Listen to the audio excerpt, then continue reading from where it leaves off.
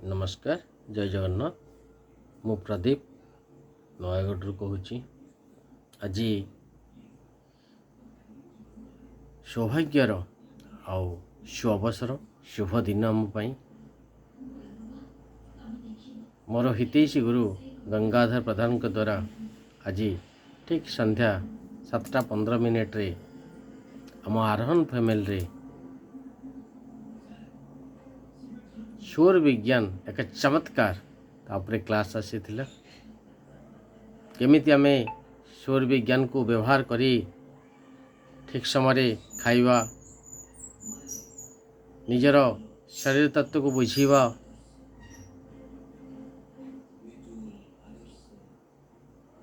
केमिति ताको व्यवहार करी निज जीवन रे निज पिलामानंक पाई निज परिवार पाई निज सुख पाई निज समृद्धि पाई ताको आमे व्यवहार करी आमर उन्नति करि परिबा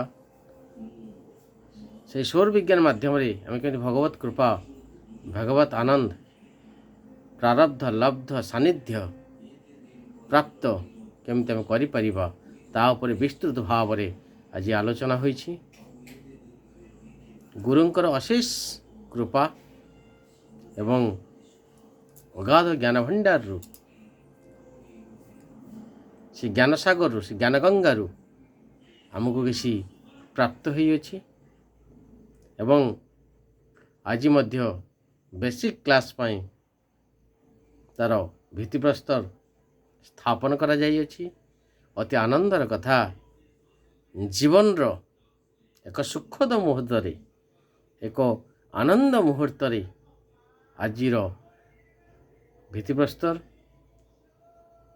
आम पाई नूतन आशा नूतन उत्साह उन्मादना सृष्टि करियछि।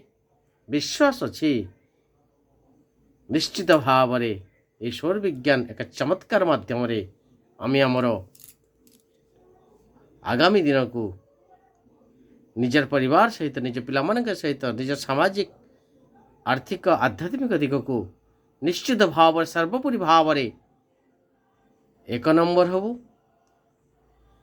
निजर मातृभूमि ओडिशा को एक नंबर आसन रे बसैबु।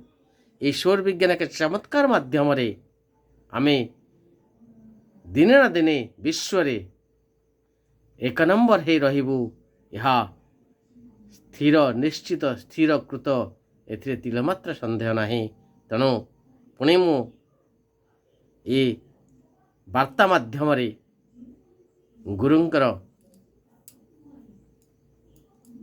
जो सदिच्छा गुरुंकर ज्ञान गंगार जो प्रवाहित स्रोत को नहीं आज मु बहुत आनंदित से गंगार स्रोत से ज्ञानर स्रोत को मु निश्चित भाव रे मोर प्रारब्ध मोर लब्ध मोर सानिध्य मोर प्रचेष्टा माध्यम रे निश्चित आग को आगे नेबी यह मोर संकल्प। तेणु आज दिनटी मो पाई शुभमय मो ओडिशा पाई शुभमय भारत पाई शुभमय सारा पृथ्वी पाई शुभमय।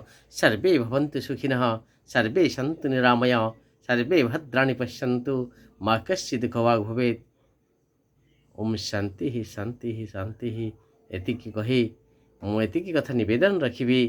निश्चित भाव रे सौर विज्ञान का चमत्कार यहाँ आगामी दिन में आपण मान पाखरे ये वार्ता पहुँची पहुँचब एवं आपण मानकर सामाजिक आर्थिक आध्यात्मिक उन्नति निश्चित यह तिलमात्र संदेह नहीं। एतिकी वार्ता। नमस्कार जय जगन्नाथ जय जगन्नाथ जय जगन्नाथ। सौर विज्ञान एक चमत्कार सौर विज्ञान एक चमत्कार सौर विज्ञान एक चमत्कार।